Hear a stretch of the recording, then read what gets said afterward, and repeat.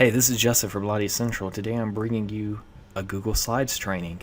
And first I'm going to show you some cool features that you may not know exist inside of Google Slides that makes it very viable and a great alternative to PowerPoint.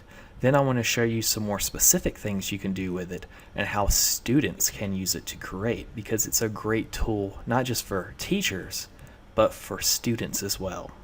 Here we have a standard Google slide, and I'm going to show you the Explore tool, which is like the research tool for Google Documents. I can click to give different layouts and click on a different slide to change the layout. Here I can search websites. Here I can search my Google Drive for other files, and here are the images that I just drag and drop to bring an image from the internet onto my slide. And it uses Creative Commons, so all these are labeled for reuse. Google Slides is very friendly toward images and text. If this was in a document, the image would push the text around. It would be quite a mess. Let's look for another one. I'm going to search Apple. Resize my Apple to fit the screen. And there's my Apple. And Google Slides has a new presenter view where you can present from a different device than your computer to the projector, or you can do an extended view if you know how to do the settings on your computer, to where your screen is the computer and the projection's on the projector. Here I have my notes when I need it. I have a start and stop button so I can time how long I'm spending on my sections. And right here, one of the coolest features is the audience tools. I can turn on questions. So at any time on any slide, my audience members that use the web link provided can ask me questions. Here's an example. Once I click the show button, that question pops up for everybody to see.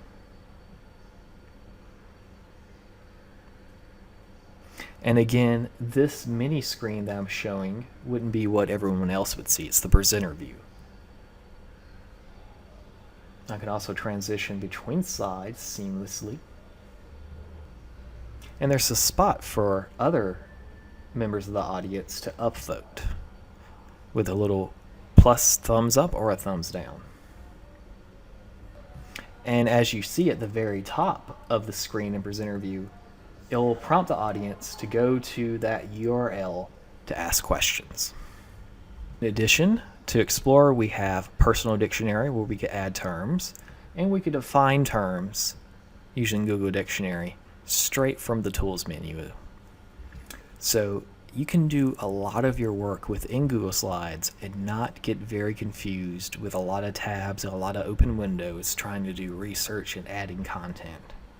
Our preferences also gives us an additional tool to allow quick changes. So commonly misspelled words can be instantly changed to the correct word, as it's shown here with syntax and prerequisite. You can also make certain key combinations turn into symbols like arrows. And like in other Google programs, you can leave a comment, which is great for student collaboration and for teacher collaboration with their students. You have a spot where you can reply to it. And we can click Resolve. And just like in Google Documents, we have our revision history. So you can see what students are doing, if they're participating in the project, and who's doing it. And if you need to make a significant change, you can always set it back in time. Here is the Edit Master, where you can make long-lasting changes throughout all your slides at one time instead of doing it individually by using the master slide up top. By changing the color on the master slide, they're all the same color now. This also works with the Explore tool. I can drag and drop an image and it will show up on all the slides, kind of like a watermark.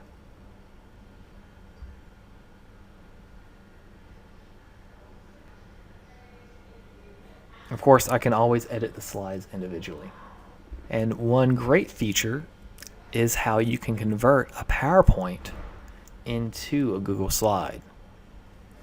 Simply put the PowerPoint in your Google Drive and click on it.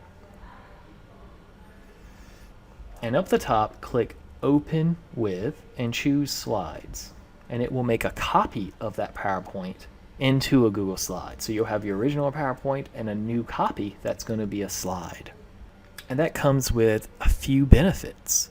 Not only do we have all the cool features I just showed you, but we can also share this through our Google Drive or through our email, embed into a web page, and we don't have to keep a jump drive with us to move a PowerPoint back and forth. Neither do your students. Here I can share a link, and it will show up just like it looks right here. Someone would have access to either edit that slide, or they would be able to look at it with the toolbar to the left with all the slides there, and my center slides, as though you would be editing it, but you can only view what someone has created. So it's not the slideshow you're sharing, you're just sharing the file itself. To share the slideshow only, we go to File and Publish to the Web. There, if we have a link, we can give that to somebody, and they will be brought to the slideshow itself and not have access to the document. We can also click Embed and put this anywhere that accepts embed codes, like a web page.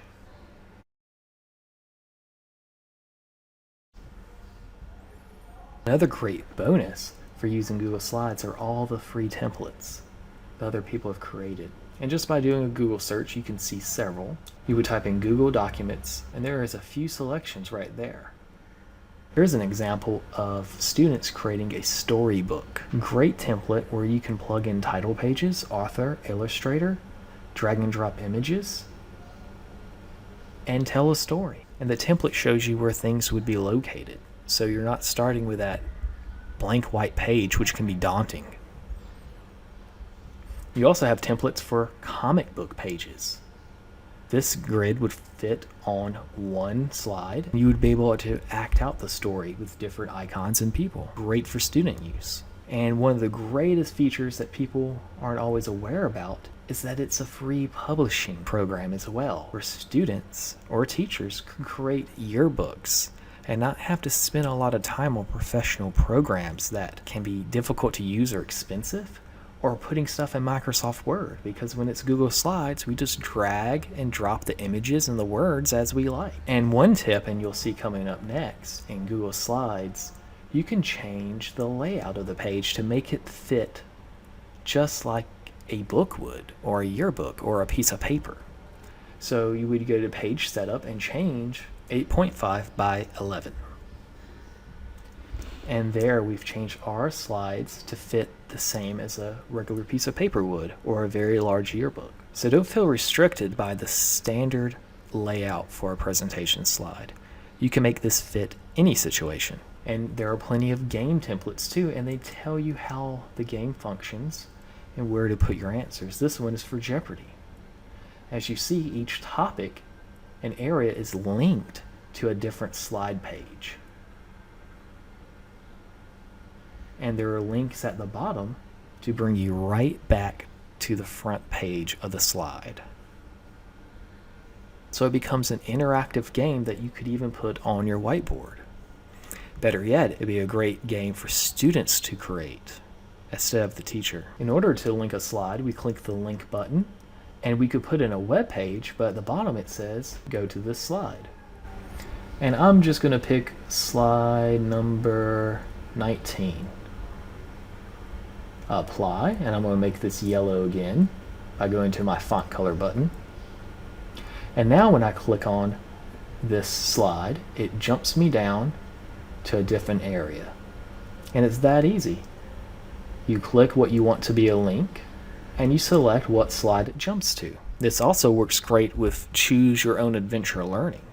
So you can have one slide of multiple topics for a student to use, or vice versa. And the student can jump to the appropriate spot. And here is a magazine template, which you can get by typing in Google Slides magazine template. Again, they're using the page setup layout, which is 8.5 by 11. Many of these require you to make a copy of it. So you can always just go here, click create a copy, and that will be in your drive. Yours to edit. because who wants their original document edited? So you make people make a copy. So if you see you're prompted to make a copy, make sure you do it. And now that I've made a copy, I can add additional images. I'm going to add this fish. I'm going to resize them a little bit and show you some additional tools you can use to customize your images. We can click the Arrange toolbar, and it can align everything centered either horizontally or vertically on the page. It moved a little bit. We can also change the rotation. Whoa, that looks funny. Undo that one. We can also send it behind text, or we could send it to the very back of the document, so the image is part of the background and the text stays on top. That easy. So frustrating with doing this in other programs. To add a new slide, we just click the plus sign. I could change the layout by going to the layout button. And of course, I can always just drag and drop text boxes if I wanted to, but layout makes it a little quicker. I can add in transitions. I'm going to pick cube, and I'm going to make it apply to all slides instead of just individually. So now when I go to present, I'll have transition sequences between my slides.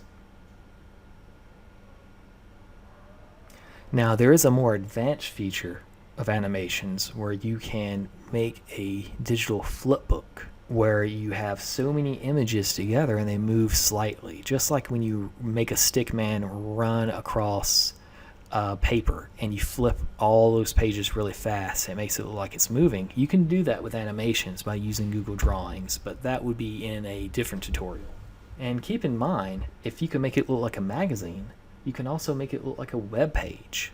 Kids can make mock web pages with different areas that link, just like on the Jeopardy game, to different pages or portions of the fake web page. And I could drag and drop different shapes by the insert. I can insert images directly and not use the Explorer toolbar. I can insert tables. Video is one of the more exciting things, but it has to be a YouTube video to be embedded into the slide. Now we can link a video outside the slide, but if we want a video to be part of the slide, it has to be on YouTube. As you see, you can drag and drop it. And when I go into present, all I have to do is click the play button on my YouTube video and it starts. I can also make it full screen during my slideshow. We also have a lot of access to shapes and arrows. Drag and drop to determine the size and release. We also have access to lines for diagramming. And we can pick the scribble feature to make our own shapes. And if this is too ugly, we can go to revision history and turn it all back in time. All right, thank you so much. I hope you found some ideas that can make your classroom be a little bit more creative.